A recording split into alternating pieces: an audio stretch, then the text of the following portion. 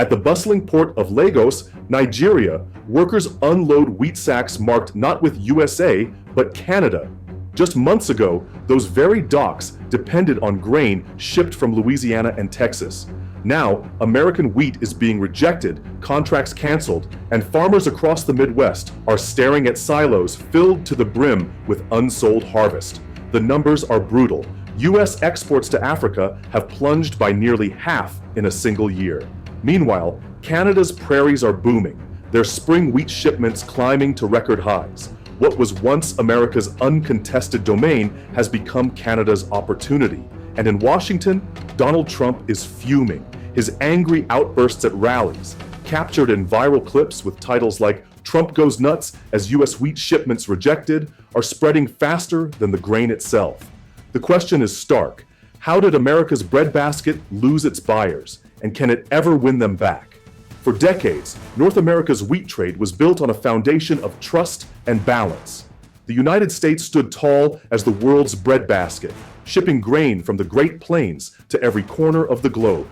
African nations in particular depended on steady flows from Kansas, Nebraska, and the Dakotas, delivered through Gulf Coast ports. Canada complemented this dominance, supplying high-quality spring wheat but rarely challenging U.S. supremacy. Together, the two countries projected stability, feeding millions and reinforcing their reputations as reliable suppliers. But the equilibrium began to fracture. Climate volatility brought unpredictable harvests. Global competition from Russia, Ukraine, and Australia started biting into market share. And then politics upended the trade.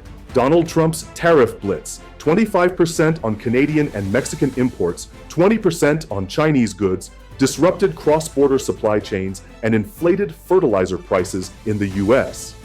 Meanwhile, Canadian farmers, stung by American duties on canola, turned sharply toward wheat.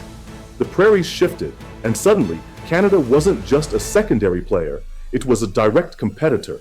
These shifts didn't just dent the market, they set in motion a rivalry that would transform wheat from a commodity into a weapon in North America's trade war. In 2025, Washington bet big on tariffs.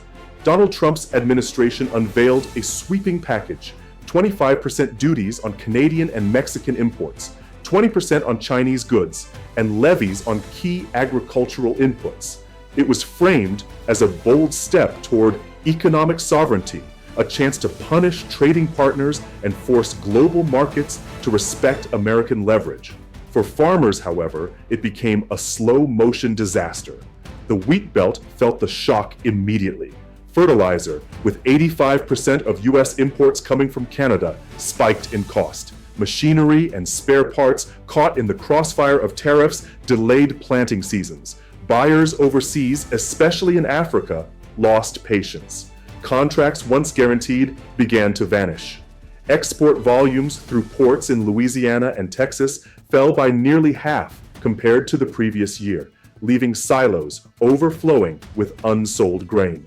Trump's speeches tried to paper over the cracks. At rallies, he thundered against ungrateful nations rejecting American wheat, clips that spread rapidly on YouTube. He insisted short-term pain would lead to long-term victory. Yet farm associations issued stark warnings. 2025 would mark a third straight year of losses.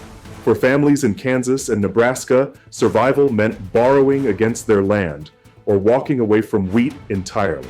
What was billed as a defense of U.S. farmers looked on the ground like betrayal. Canada could have buckled under the pressure of U.S. tariffs on canola. Instead, it pivoted. Farmers across Saskatchewan, Manitoba, and Alberta recalibrated their strategies, pulling acres from canola and planting spring wheat at a historic pace. It was both necessity and opportunity. African buyers, wary of American volatility, welcomed Canadian offers. Grain companies worked overtime to reroute shipments through Vancouver and Prince Rupert. Export officials reassured customers that Canadian supply chains would remain stable. Contracts flowed in from Lagos, Accra, Nairobi, places once dominated by American shipments. For the first time, Canadian wheat wasn't a secondary option.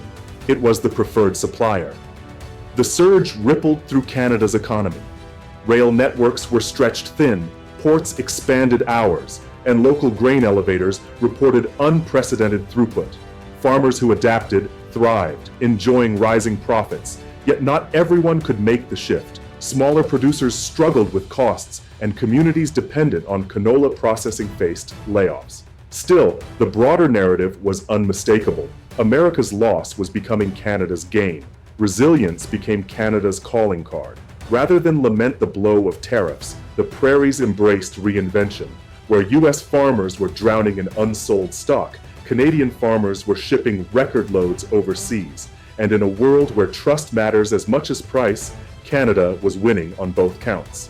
By summer 2025, the two neighbors were locked in a trade war that neither could afford to lose. The United States clung to tariffs, unwilling to concede defeat, even as farmers suffered. Canada rode the high of booming wheat exports, yet policymakers fretted over the dangers of over-reliance. The wheat market had become a zero-sum contest, and both sides were bleeding in different ways. For U.S. farmers, the crisis was existential. Wheat acreage shrank to 9.4 million, the lowest since the 1970s. Bankruptcies loomed, debt piled up, and rural communities hollowed out. Trump's rhetoric, angry denunciations of traitorous buyers, offered little solace. On the global stage, America's reputation as a dependable supplier was evaporating, replaced by images of canceled contracts and silos stuffed with unused grain. Canada, though celebrating, was not immune to risk. Its new dominance in Africa rested on fragile foundations, volatile global prices, unpredictable weather, and the threat of further retaliation from Washington. A single bad harvest or a policy misstep could unravel the gains. And as American anger grew, Canadian exporters braced for the possibility of even harsher measures. The fracture was now total. What had once been a shared agricultural ecosystem turned into open competition. Wheat was no longer just a crop. It was a proxy for pride, credibility, and power. And with neither side ready to back down, North America's breadbasket had become a battlefield.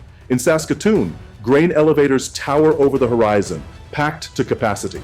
For years, these silos stored canola destined for U.S. buyers. Now, they are filled with wheat, much of it bound for Africa. The transformation is striking. Entire prairie landscapes once dominated by yellow canola blossoms are now seas of green wheat stalks swaying in the wind. Canadian farmers, forced to adapt to Trump's tariffs, found unexpected opportunity.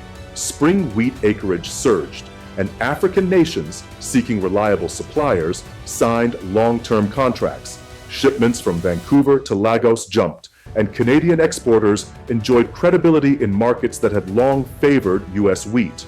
Rail companies reported record volumes, port workers logged overtime shifts, and local communities saw new economic activity. But the story isn't one of pure triumph. Canola-dependent regions faced factory slowdowns and job losses. Farmers without the resources to pivot struggled with debt, watching neighbors prosper while they fell behind. And policy experts warned that leaning so heavily on wheat left Canada vulnerable to global price shocks. A bumper crop could flood the market and collapse margins. A drought could wipe out hard-earned gains. The shared cost in Canada, then, was paradoxical. Tariffs created both resilience and fragility. Communities celebrated short-term victories, but beneath the optimism lurked deep unease about the sustainability of this new agricultural order. In Dodge City, Kansas, frustration has become part of daily life. Once a proud hub of U.S. wheat, the town's elevators sit half full, waiting for buyers who may never return. For decades, shipments from the Gulf of Mexico carried American grain across the Atlantic. But in 2025, those routes have quieted. Exports through Louisiana and Texas ports are down nearly 50%. For farmers, the pressure is relentless. Fertilizer costs, inflated by tariffs on Canadian imports, eat into already thin margins. Equipment replacement is delayed by higher prices on imported parts. Reuters reported that many growers are now enduring a third consecutive year of losses. Families are borrowing against land titles, some selling acreage passed down for generations. Bank foreclosures are climbing, and local lenders, tied closely to farming, face growing default risks. The ripple effects stretch beyond the fields. Bakeries in Wisconsin and Illinois report double-digit increases in flour costs, forcing higher bread prices for everyday consumers. Rural communities, reliant on farm income, see businesses shudder. The frustration is palpable. What was promised as sovereignty feels like abandonment. Even U.S. credibility abroad has eroded. African trade officials openly question America's reliability, saying they cannot build food security on uncertainty. That single phrase captures the U.S. dilemma. Markets aren't just about volume, but about trust.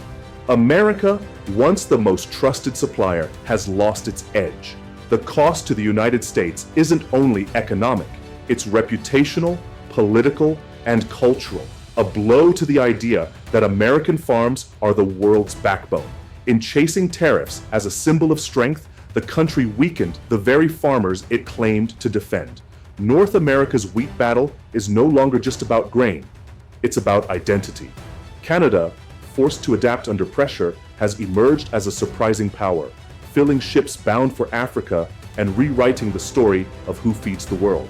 The United States, once unshakable as the global breadbasket, now wrestles with empty contracts, rising debts, and the sting of lost trust abroad. Both countries know the current path carries costs. Canada risks over-reliance on a single crop. The US risks losing its reputation entirely. Neither can easily retreat, yet both are bleeding in their own ways. So the question hangs heavy. Will this fracture push neighbors toward reconciliation, or cement a rivalry that reshapes global agriculture for decades to come? Like this video, share your thoughts in the comments, and don't forget to subscribe.